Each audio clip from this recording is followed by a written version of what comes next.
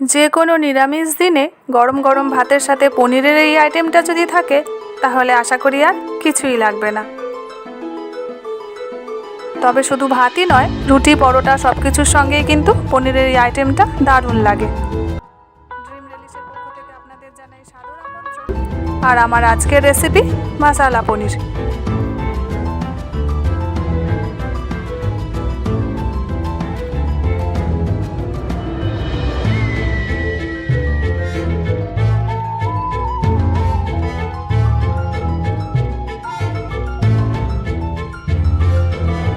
মশলা পনিরের জন্য প্রথমে একটা মশলা করে নেব।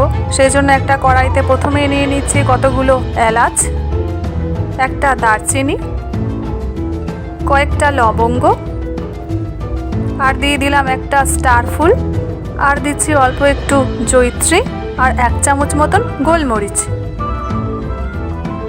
এবার সবকটা মশলা 1 মিনিট মতন ফ্রাই করে নেব। আর 1 মিনিট ফ্রাই করে একটা পাত্রের মধ্যে ঢেলে নিচ্ছি। আর যখন ঠান্ডা হয়ে যাবে তখন এর একটা পাউডার করে নেব।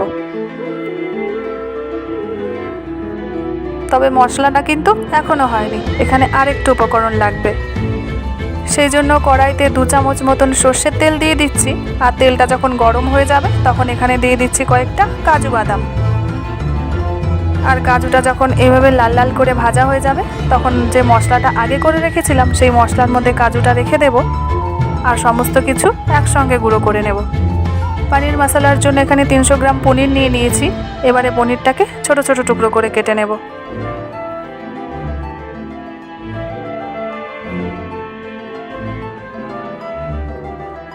এরকম ছোট ছোট টুকরোই কিন্তু করতে হবে, এর থেকে বড় করার দরকার নেই।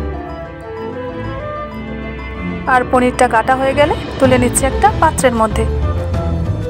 এবারে পনিরগুলো ভেজে নেব। সেজন্য কড়াইতে পরিমাণ মতন সর্ষের তেল দিয়ে দিয়েছি, তবে আপনারা চাইলে এখানে সাদা তেলও ইউজ করতে পারেন। আর তেলটা যখন গরম হয়ে যাবে তখন কেটে রাখা পনিরগুলো দিয়ে ভেজে নিচ্ছি। তবে এখানে পনিরটা কিন্তু খুব বেশি ভাজা যাবে না, হালকা একটু লাল হয়ে গেলেই পনিরগুলো তুলে নিতে হবে।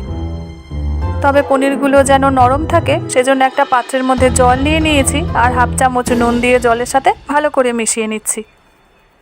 নুনটা জলের সাথে ভালো করে মিশে গেলে ভেজে রাখা পনিরগুলো কড়াই থেকে তুলে দিয়ে দেব জলের মধ্যে। এতে কিন্তু পনিরগুলো খুবই নরম থাকবে। তবে জলটা অবশ্যই হতে হবে রুম টেম্পারেচারের। এবারে ফাইনালি পনিরের গ্রেভিটা বানিয়ে নেব। সেই জন্য পনির ভাজা তেলের মধ্যে দিয়ে দিচ্ছি 1/2 চামচ গোটা জিরে আর 1/2 চামচ মৌরি। ফোড়নটা 1 মিনিট মতন ভেজে এর মধ্যে দিয়ে দেব 1 চামচ কুচনো আদা।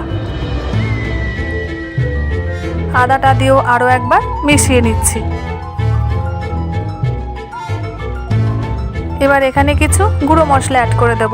ওই গুঁড়ো মশলার মধ্যে দিয়ে দিচ্ছি 1 চামচ হলুদ গুঁড়ো আর 1 চামচ কাশ্মীরি রেড চিলি পাউডার। আর এখানে দিয়ে দিলাম 1 চামচ ধনে গুঁড়ো। এখানে আর কোনো মশলা ইউজ করতে হবে না। এবারে সমস্ত মশলা ভালো করে মিশিয়ে নিচ্ছি। তেলের মধ্যে হলুদ আর লঙ্কা দিয়ে যদি এভাবে মেশানো হয় তাহলে যে কোনো গ্রেভির কালার দারুণ আসে। এবারে এর মধ্যে দিয়ে দেব টমেটো পেস্ট। এখানে আমি 2টো টমেটো নিয়েছি। আর টমেটোটা এখানে রাফলি কেটে নিচ্ছি।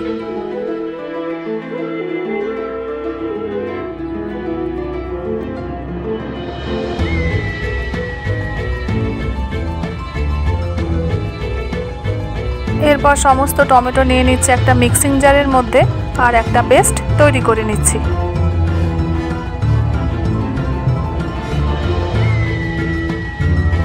এবার ওই টমেটো পেস্টটাও দিয়ে দিচ্ছি মশলার মধ্যে। আরও একবার ভালো করে মিশিয়ে নিচ্ছি যতক্ষণ না টমেটোর কাঁচা গন্ধটা চলে যায়। 3 থেকে 4 মিনিট ধরে টমেটোটা ভালো করে মিশিয়ে যখন টমেটোর কাঁচা গন্ধটা একদম বেরিয়ে যাবে তখন এর মধ্যে দিয়ে দিচ্ছি ঝালের জন্য কাঁচা লঙ্কা কুচি আর দিয়ে দিলাম স্বাদ মতন লবণ। স্বাদটা ব্যালেন্স করার জন্য দিয়ে দিলাম 1 চামচ চিনি আর দিয়ে দিচ্ছি কিছুটা টক দই। এবার আরও একবার সমস্ত উপকরণ ভালো করে মিশিয়ে নিচ্ছি।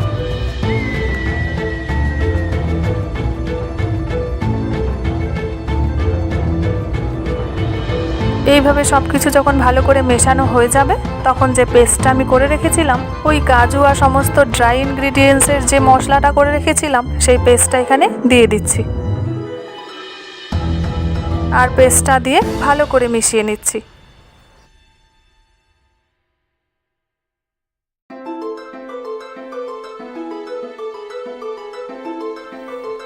এবার ওপর থেকে দিয়ে দিলাম কিছুটা কাসুরি মেথি।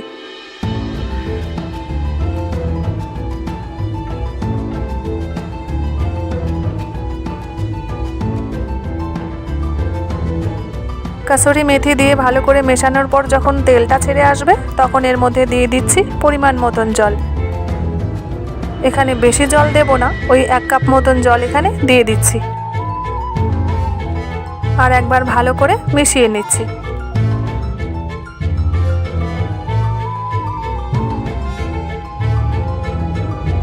এরপরে যখন ঝোলটা এভাবে ফুটে উঠবে, তখন এর মধ্যে ভেজে রাখা পনিরগুলো দিয়ে দেব।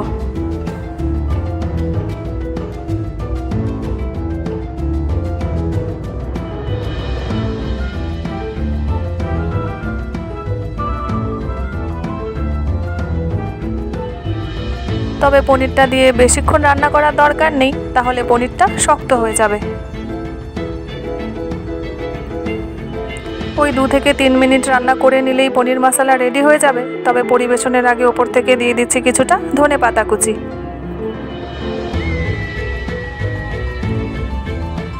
ধনেপাতা কুচি দিয়ে একবার মিশিয়ে নিলেই পনির মশলা পারফেক্টলি রেডি হয়ে যাবে।